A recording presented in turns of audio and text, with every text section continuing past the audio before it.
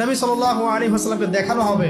যখন দেখানো হবে তখন সূর্য যখন ডুবে যায়, যে দৃশ্যটা আমরা দেখতে পারি না, ওই দৃশ্যটা ভেসে উঠবে এবং মুমিন বান্দা অস্থির হয়ে যাবে, বলবে আমাকে ছেড়ে দাও, আমি নামাজ পড়বো। সুবহানাল্লাহ।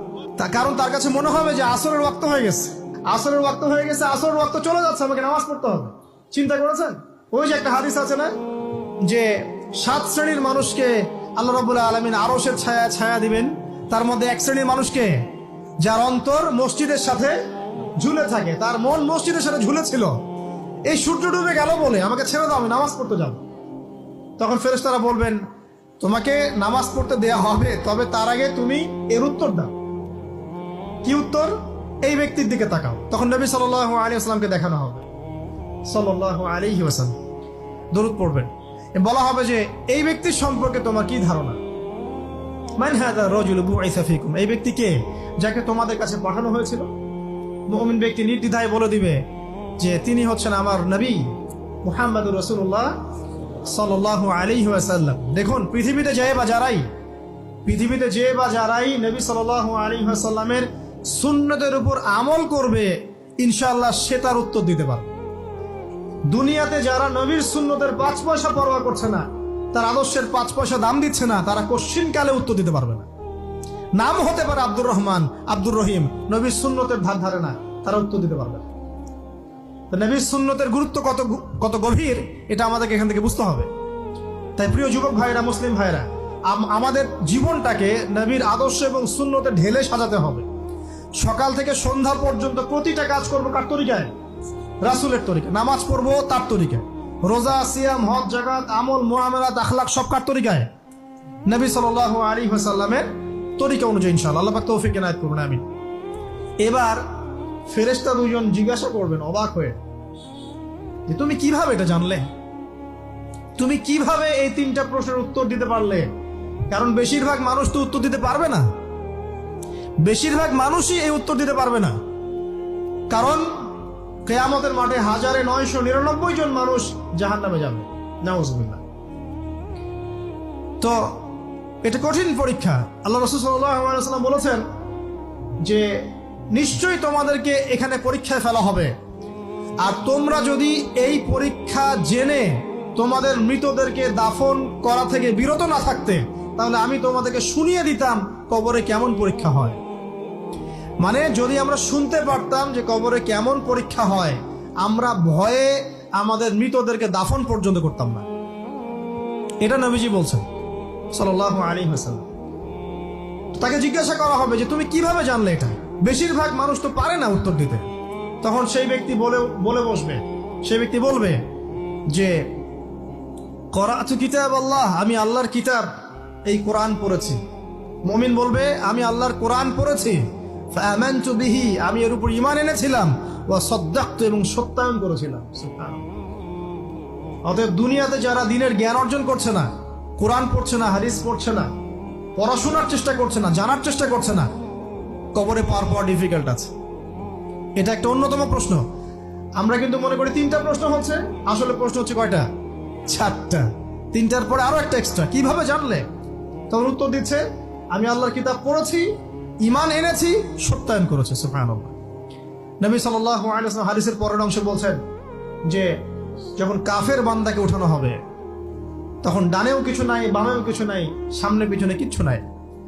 মাথার দিক থেকে ফেরেশতারা চলে আসবেন, উঠিয়ে বসানো হবে, প্রশ্ন করা হবে কে তোমার রব? একটাই উত্তর, লা আদরি, আমি জানি না। নাউজুবিল্লাহ। কি তোমার দিন? লা আদরি, আমি জানি না। এই যে আল্লাহর তো খবর নাই, আল্লাহ পাকের বিধান মেনে চলার কোনো খবরই নাই, পরোয়াই নাই। সে জানবে কিভাবে ইসলাম কি জিনিস? সে জানবে কিভাবে আল্লাহ কি জিনিস? ও তো আল্লাহকে চিনেই না। দিব্যি বলে বেড়াচ্ছে মহাবিশ্ব সৃষ্টি হয়েছে বিগ ব্যাং থেকে, আল্লাহ বলে কেউ নাই। মানুষ সৃষ্টি হয়েছে বান্দর থেকে, নাউজুবিল্লাহ। ওই যে ডারউইনের মতবাদ, কি থিওরি অফ এভলিউশন নাকি? হ্যাঁ, তাই তো মনে হয়। অনেকদিন আগে পড়ছি ভাই, ভুলে গেছি। তো যাই হোক, মানুষ তো আল্লাহকে চিনছে না। এখনো মানুষ মনে করছে যে আল্লাহ বলতে কেউ নাই। এবং এই মুক্ত চিন্তার নামে, বাক স্বাধীনতার নামে নাস্তিকতার যে চর্চাটা বেড়েছে বাংলায়, এটা আশঙ্কাজনক। বড় বড় বিশ্ববিদ্যালয় থেকে পড়ে আসছে, অনেক সময় দেখলাম বড় বিশ্ববিদ্যালয়ের প্রফেসর, সে বলছে যে মহাবিশ্ব বিগ ব্যাং দিয়ে সৃষ্টি হয়েছে, সৃষ্টিকর্তা নাই এখানে। তো মুসলিম বিজ্ঞানীর একটা কথা বলতেন যে মানুষ বিজ্ঞান সম্পর্কে অল্প জানলে নাস্তিক হয়ে যায়, আর অনেক গভীর জ্ঞান অর্জন করলে আল্লাহর কাছে আত্মসমর্পণ করে। খেয়াল করে দেখবেন, ডক্টর ইঞ্জিনিয়ার যারা বড় বড় লেভেলে চলে গেছেন, অনেক সিনিয়র, তারা কিন্তু বেশিরভাগ নামাজি দেখবেন, নামাজ পড়ে, দান সৎকার করে, সমাজ কল্যাণমূলক কাজ করে। তারা কিন্তু রোগীর সেবা করতে গেলেও বলে যে নামাজ পড়িয়েন, রোজা রাখিয়েন, তারা কিন্তু বলে। অনেক ডক্টর আমি দেখেছি এমন, যারা যত বেশি গবেষণা করে তারা তত বেশি আস্তিক হয়ে যায়, আর টুটাফাটা গবেষণা করলে নাস্তিক হয়ে যাবেন। কত প্রশ্ন, ইসলামের এটা কেন, ওইটা কেন, ইসলামে বহুবিবাহ কেন, হ্যাঁ ইসলামে কি পর্দার বিধান কেন, তারপর ইসলামে এত রেস্ট্রিকশনস, এত বাইন্ডিংস কেন, হ্যাঁ স্বাধীনতা নাই কেন, কত প্রশ্ন। ইসলামের এগেনস্টে কত তীর এখন ছোড়া হচ্ছে। তো এই ব্যক্তি কেমন করে উত্তর দিবে যে মাহাদিনুক, তোমার দিন কি? আল্লাহর দিকে কত প্রশ্ন ছোড়া হচ্ছে, কত শিরকের পাপ আমরা করছি, অনেক সময় মুসলিম হয়েও শিরকের পাপ করছি। কিভাবে উত্তর দিবে মান রব্য? 3 নাম্বার প্রশ্ন যখন করা হবে, এই ব্যক্তিকে দেখো দেখি, সে বলবে যে আমি জানি না এই ব্যক্তিকে, তবে শুনেছিলাম, মানুষের মুখে শুনেছিলাম, মানুষ যা বলতো আমি তাই বলতাম। মানে সে রাসূল সাল্লাল্লাহু আলাইহি ওয়াসাল্লামের নাম শুনেছিল হয়তো বা, কিন্তু তার সুন্নত বা আদর্শ কখনো মেনে চলে নাই, পারলো না। এবার জান্নাতি ব্যক্তি হলে কি হতো? ওই যে সূর্য ডুবছিল যেখানে, তার দৃষ্টির সীমা পর্যন্ত কবরকে প্রশস্ত করে দেয়া হতো, এবং জান্নাতের একটা দরজা তার কবরে খুলে দেয়া হতো। এটা কিভাবে করা হবে সেটা আল্লাহ পাক জানেন, এটার ব্যাখ্যা করার জ্ঞান আল্লাহ আমাদেরকে দেন নাই। যেই মানুষের ক্ষুদ্র জ্ঞানে মানুষ ব্যাকটেরিয়া ভাইরাস নিয়ে গবেষণা করতে হিমশিম খেয়ে যায়, সে মহাবিশ্বের স্রষ্টা নিয়ে কিভাবে গবেষণা করবে? আল্লাহ পাকের অসীম জ্ঞানের সামনে আমার জ্ঞান কি? খুবই ক্ষুদ্র।